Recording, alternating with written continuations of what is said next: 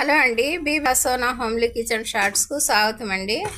ఇప్పుడు మనం వెరైటీగా దాల్ తయారు చేస్తున్నాం అండి. చూడండి, అంటే వెరైటీ ఏం కాదండి. అన్ని కుక్కర్లో యాడ్ చేసేసి మామూలుగా 4 విజిల్స్ ఆఫ్టర్ మన దాల్ రెడీ అయిపోతుందండి.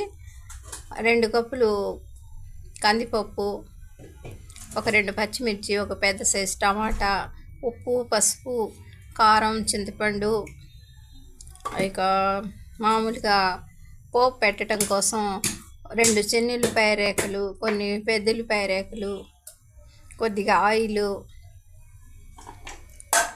అన్నీ యాడ్ చేసేసామండి. కర్రీ లీవ్స్ అన్నీ యాడ్ చేసేసామండి ఇందులో. ఇక మనం కుక్కర్ని లాక్ చేద్దామండి. 4 విజిల్స్ ఆఫ్టర్ దీన్ని ఓపెన్ చేద్దామండి.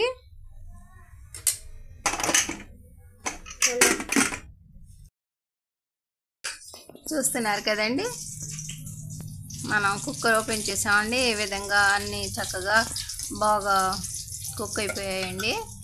ఇక ఇప్పుడు మనం వీటిని మామూలుగా మన పప్పు గుత్తితో స్మాష్ చేద్దామండి.